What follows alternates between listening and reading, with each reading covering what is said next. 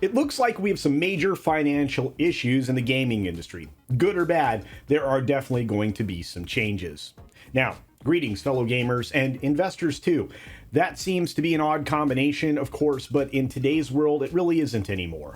So we're going to dive into the wild world of the gaming industry's financial black hole, or perhaps it's jackpot. As a person interested in money, you like money, right? Oh, I like money. I also have a penchant for all things gaming, so I'm here to spill the secrets that are shaping the new and the next digital playground. Here we go. Hey Grant, what's your favorite video game right now, bud? Surprising. So it looks like the mobile games market corrects itself. Or it corrects its course anyway. The shifting sands beneath the feet of the favorites in the mobile gaming space, the addictive little time suckers that eat up all of our extra moments. They're competing right now against, things like Twitter scrolling and TikTok and YouTube binging and all of that. And it seems like they're starting to lose, at least based on what's happening inside the Apple sphere. Because Apple dropped a bomb called IDFA limitations, and that's messing with the efficiency of those targeted ads that everybody hates, including me. Now, if that wasn't enough, the pandemic is taking a bit of a slow stroll right now, and people are rediscovering the great outdoors, as the kids like to call it. They're going out there and touching some grass.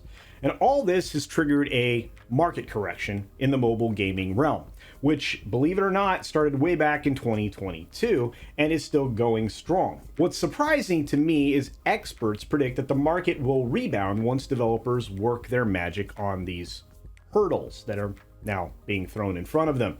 I'll weigh in here and say that's unlikely, at least not in its current iteration. But there is a shift, and that's console and PC games get a piece of the pie. That's right. You see, with mobile games facing a midlife crisis, investors are starting to shuffle it up. They're diversifying, looking for new segments to conquer and risks to mitigate. And where are they turning? The PC and console game market. Of course, there is a twist here. It's not just about the games themselves. Investors are eyeing startups that build communities and ecosystems around the games that they make.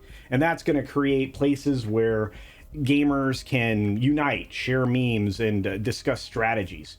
It's all about the social connection aspect, or at least that's the way a lot of these analysts are looking at it. The only problem is those places are now being subjected to rampant censorship. I mean, I've been seeing a lot of that lately on some of the communication platforms that I used to use. Of course, I've moved on. But if you're actually developing the replacements for Reddit and Discord, the cash might come flowing in because people are looking for alternatives. Of course, that moves us on to the next major sector for investors, the PC and console games. That's right. Now, in 2023, it's shaping up to be the year of the epic PC and console releases. We've seen a whole string of them. Oddly, all surrounded by some sort of controversy. We've seen Hogwarts Legacy, Baldur's Gate 3, Diablo 4, and Starfield. Oh boy. That lineup is more packed than a game developer's snack drawer during crunch time. And that's a joke some of you may or may not get. Oh, and did I mention, of course, we are waiting for the release, or at least an announcement about GTA 6. Even with the potential garbage politics that are in that game, a lot of people are still looking forward to it. So you're raising the stakes at the right time.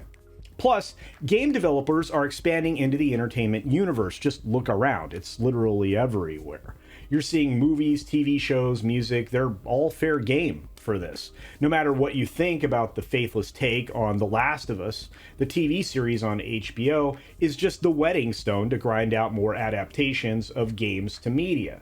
It became kind of a streaming sensation, whether or not you liked it, showing us that the world of gaming can transcend screens. In fact, it can come out in a lot of different forms. Next up is the switch from a bigger platform to some smaller ones with, some different models. Because franchises are going mobile. The gaming giants have learned a thing or two recently. Strong franchises should be everywhere. That means PC, console, and yes, even mobile games. Gamers want to dive into their favorite worlds wherever they are, whenever they are, on a subway, the bus, at their kid's ball game, during lunch breaks, at the PTA meeting, or while pretending to work from home. No one who is paying attention is missing that IP-based mobile games are hitting the jackpot right now, especially in Asia. They rake in those high-spending players like it's a jackpot in a Vegas casino. So if you're a developer or investor, this is kind of the golden ticket that you've been waiting for. And this, of course, is going to lead us to cross-platform gaming. That's right. Cross-platform is the cool new buzzword right now. Everybody's been using it when they're trying to market something or draw in more investment capital. 1 in 4 gamers is hopping between a PC, a console, and their mobile device. That's right. They're living their best multi-platform lives. I'm sorry, I couldn't resist. And you know what? Honestly, they're spending more time and money than ever before because there's a lot of different ways to spend your money on those different platforms. But there is a catch. Of course, there always is one. Instead of just porting games to different platforms, developers are a little more creative right now. They're building games that feel right at home on the PC, on the console, and on mobile. An example of this is Genshin Impact. And it's like, I don't know, a gaming chameleon because it can adapt seamlessly from platform to platform. And there's very little fall off in gameplay, but maybe some graphics. Now we have to talk about the things we all expected to fail, and boy did they. Web3 and blockchain. Those are not doing so hot right now. And let's start with Web3 and blockchain games will come later. We know that these are the ones that promise to revolutionize gaming with NFTs and crypto. It seems like the in crowd, isn't exactly thrilled about all of this.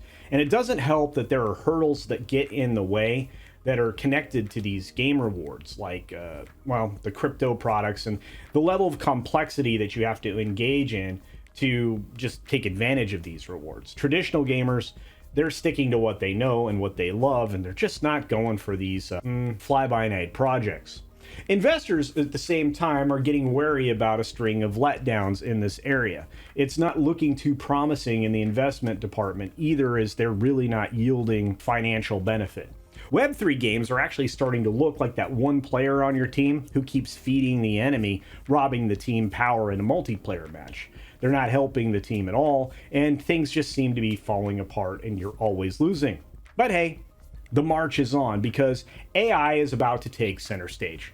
2023 is the year AI is taking the gaming world by storm. Well, kinda. Think of it as your trusty, less than adequate sidekick in this epic adventure, shaking things up with like procedural content generation, natural language processing, and of course personalized gameplay experiences. There's going to be a lot of stories on beautifully AI generated landscapes. There could be some NPCs out there having meaningful conversations with you, thanks to obviously AI support. It may be possible, or it could be nonsensical. We just don't know. It's not science fiction per se. It's sort of happening. NVIDIA Ace unveiled this AI natural language interaction thing that's bringing intelligence to these characters that usually just stand around and repeat the same motions. And this could actually give games more depth than likely they've ever had. It could also just sound like idiocracy. We don't really know yet. I'd like to see them try to implement that in a patch for something like Cyberpunk 2077 and see how it plays out. And there you have it. Those are all the things that are coming in the world of gaming and, well, where it crisscrosses with finance.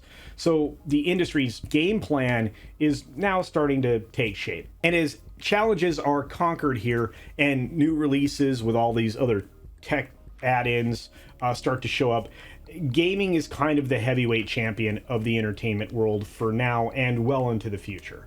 I don't think the strikes are going to affect that very much at all. And this is a great time to make sure that you're still subscribed to the channel, because there have been some really weird things happening with this platform, and just double check that you're subscribed. And if you haven't ever been subscribed, why not do it? It's free. And if you enjoyed this video and the information within it, please hit the like button. It really does help. It also makes it possible that other people will find this content as well. And if you want to guarantee that, share it out there. I would truly appreciate it. And I'll say the same thing I always do. Be sure to take care of yourself, take care of others. And until next time, see ya!